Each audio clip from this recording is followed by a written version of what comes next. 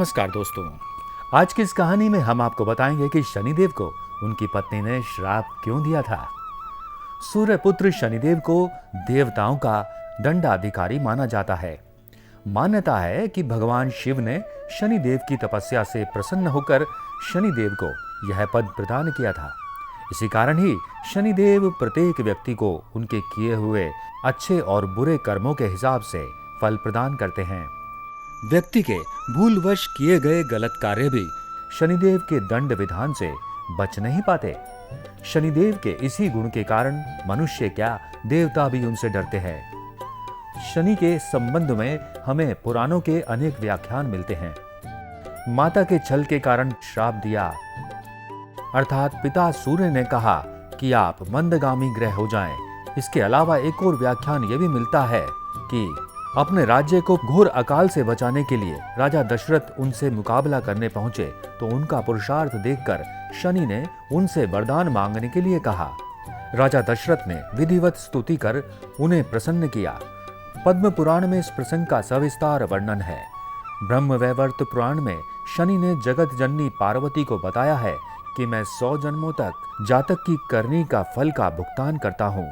जब एक बार विष्णु प्रिया लक्ष्मी ने शनि से पूछा कि तुम क्यों जातक को धनहानि करते हो, क्यों सभी तुम्हारे प्रभाव से प्रताड़ित रहते हैं, तो शनि महाराज ने उत्तर दिया, मातेश्वरी, उनमें मेरा कोई दोष नहीं है।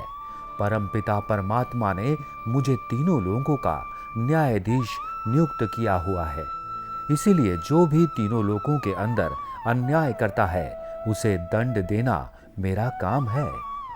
इसी प्रकार से ऋषि अगस्त ने जब शनि देव से प्रार्थना की थी तो उन्होंने राक्षसों से उनको मुक्ति दिलवाई थी।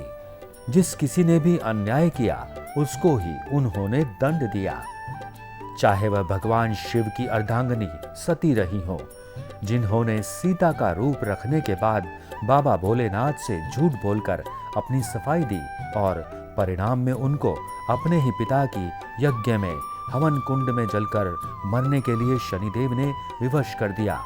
क्या यह आपको मालूम है कि शनिदेव को भी अपनी गलती के लिए श्राप का भागी होना पड़ा था? आइए जानते हैं इस पौराणिक कथा को।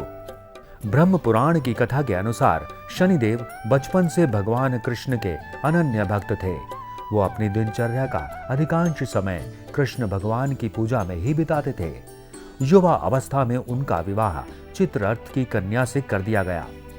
शनिदेव की पत्नी परम पवित्रता और तेजस्वी थी, परंतु शनिदेव विवाह के बाद भी सारा दिन भगवान कृष्ण की आराधना में ही मग्न रहते थे।